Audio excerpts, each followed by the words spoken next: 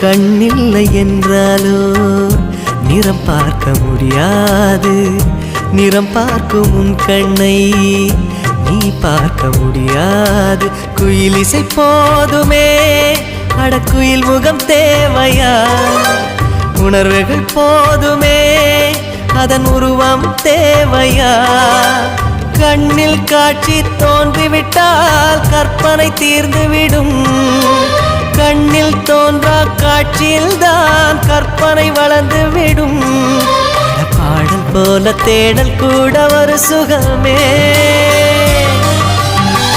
இசை பாடி வரும் இளம் காற்றுக்கு உருவமில்லை.